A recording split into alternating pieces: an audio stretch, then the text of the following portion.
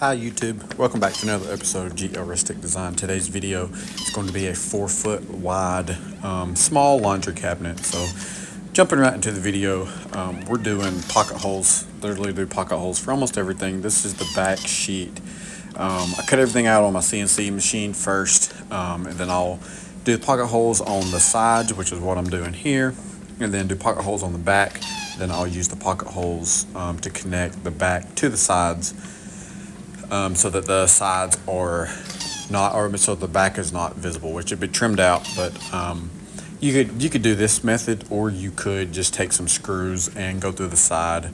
Like I said, all that's going to be hidden anyways. Just make sure you get those pocket holes you see on the upper part, so you can later connect the top if you plan on doing a wood top. So use a little bit of glue there, push my kit away, and then make sure that you get those holes in there, all nice and straight, nice and level and whatnot. So while I have a second, please like and subscribe to the channel. It really helps me out more than you ever would know. So please go ahead and hit that subscribe button if you're watching.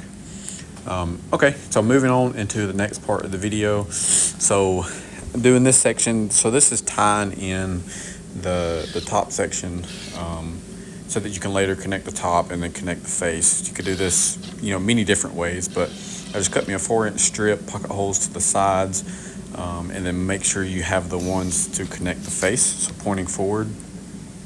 So here I'm working on the face frame. So the face frame is just a bunch of 1.5 pieces of poplar, because we're going to paint this at a later step with a sprayer. So making sure that I have the square for the outside is how I begin these, with of course pocket holes, and then I put one in the middle. My drawer face is about 6 inches deep, or 6 inches tall, however you look at it. And then they wanted 4 doors for the bottom. You could leave the middle divider out if you wanted to. I chose to put it in there.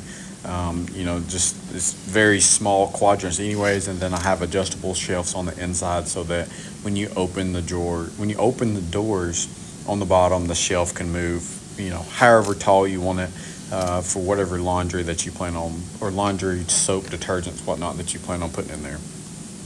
So I measure my middle section for that little small piece, and of course a little bit of pocket holes to attach those. And once you get the top section done, you can move on to the bottom section. All this is pretty simple, just measurements, making sure everything is straight and nice and whatnot. And so, do the piece in the middle. And like I said, you can leave this middle piece out if you want to, or you can put it in however you want to do your doors. You could do 2 doors or just 4, whatnot. So, and to attach the face, simply use more pocket holes. Go ahead and attach. You can attach the top or the sides first, doesn't matter. But making sure that at least 1 screw in on each side, just so it's level where you want it to be, and then you can move the bottom piece around by attaching the pocket holes on the sides, as you see there. And once you get that done, that shows you a lot of the cabinet that's already done. But I went ahead and I painted the face of it. I actually took the piece back off, painted the face of it so that you could see the nice seam from the inside to the painted face. And then so once I got the face painted, put back on there, went ahead and done the sides, so that, because I know I have to come back and paint these because I was doing, I think this project I was doing a whole cabinet job plus these laundry doors. Everything was painted white, so I done all the doors at the same time. So, and I knew I had to come back and spray this, so it's just step by step. So make sure I got this trim done, this thing trimmed out, so that I could go ahead and paint it in between steps as I build the inside. Like I said, so I had to get the face painted first, so that I can do the insides while I'm waiting on the paint to dry for the doors and for the sides. So it's just a whole process. And so I used just some 1 1/4 torque head screws to attach the side trim.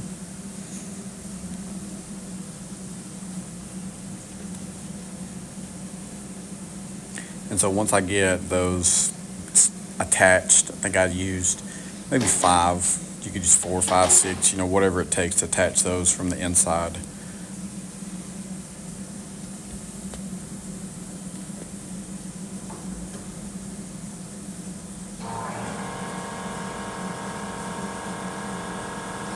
Okay, so once I got those attached, I started doing the whole inside. So this is the inside wall. Like I said, I cut all these parts out on my CNC machine to make my life a whole lot easier and to make this job go by a lot quicker. So like I said, I wanted all these to be adjustable shelves on the inside. So I knew that I had to have the pinholes drilled. Like I said, I used my CNC machine to do the pinholes to cut everything out. And so I should have done this before I painted it, but it's fine. I didn't want any pocket holes to be shown, so I used some brad nails and some glue to attach the middle frame, and I went back and filled it in with some wood filler, and then sanded that down, and then used a brush and painted over the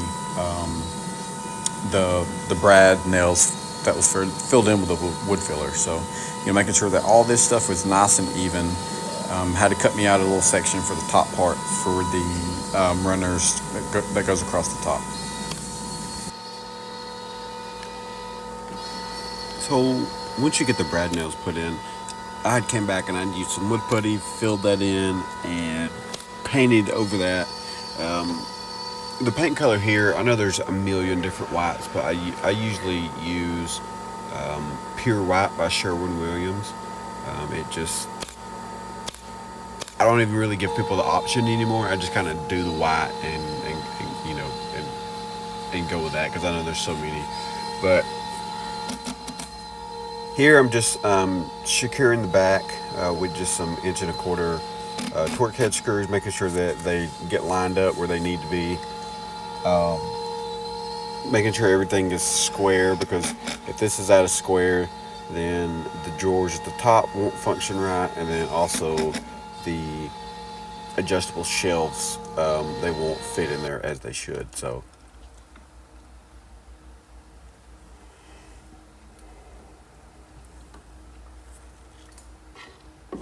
this is just me doing the bottom shelves. So you're actually going to end up cutting out about 4 of these, which the bottom 2 will only have the pocket holes to make them secured, and then obviously the adjustable ones in the middle, there's no pocket holes there because it doesn't need to be tied down to one spot. So I just use 6 pocket holes, a little bit of dab of glue for the front, and all the sides and back.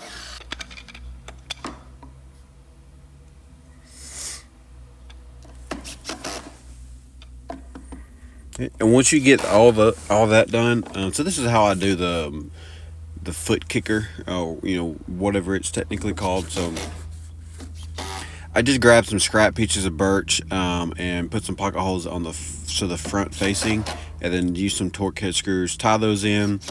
Then I'll come back, just a little bit of glue over the edges, and then lay the long piece of, I just use birch again, just lay it across, and then attach all the pocket holes.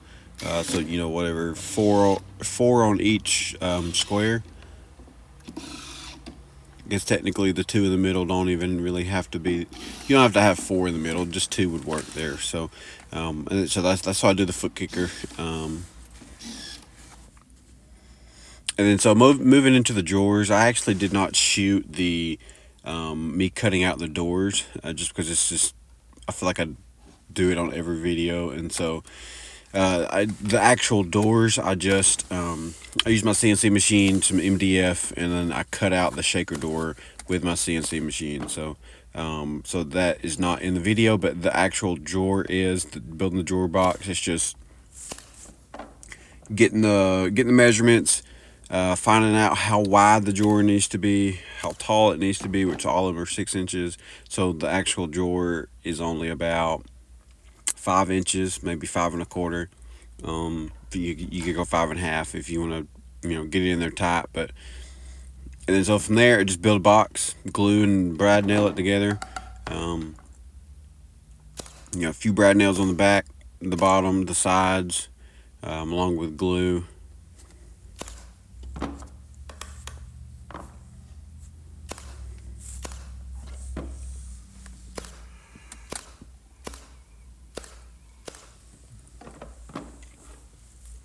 And then once you get that step done, you can move on to putting the sides on. Again, if you made it this far in the video, please subscribe to my channel, like the video. Tell me something you'd want to see. I kind of do my random projects, as I get a lot of things that I'll probably a one-off that I'll never build again. So, but just drop me a comment below if you have any questions.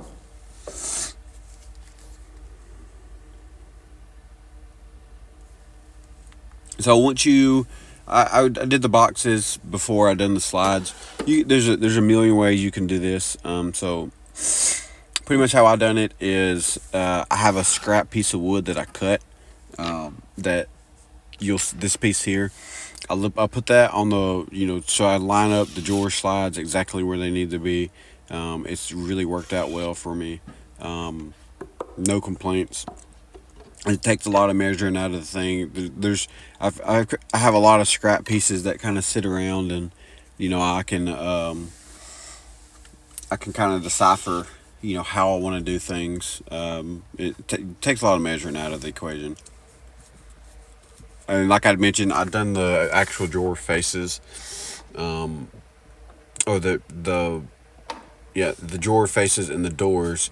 I done those on my CNC machine, sprayed everything white, pure white, sealed the tops, or sealed the faces with a clear coat, and then put all those in there. And then I just use some little inch torque head screws to attach those, and then attach the handles. And that's pretty much it. And then so the bottom doors have soft close hinges along with the handles as well, and you'll see me mounting those towards the end. But also when you attach the top, so once I figured out how tall my drawers, or where my drawers need to be positioned at, and then that's when I came back, just took those back out, and you see those two pocket holes that are going up in, so those are for attaching the top. So, and then this is the door fresh off of being painted. Whatever the next day, once it got dried, I just used some soft close hinges and used the provided screws that those come with, and then attach those onto here. And then also attach those onto the door, and then attach the handles. Of course, all my my handle holes and all that, I use my CNC to pre-drill everything. It has made my life so much easier having the CNC available to cut out all these parts. Without it, I don't know if I would do half the work that I do. So shout out to Shop Saber for producing an amazing CNC machine.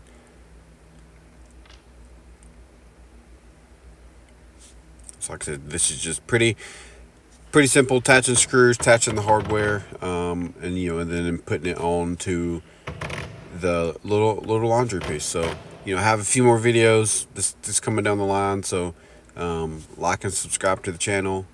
Shoot me a comment or message if you have any questions. Thank you for watching.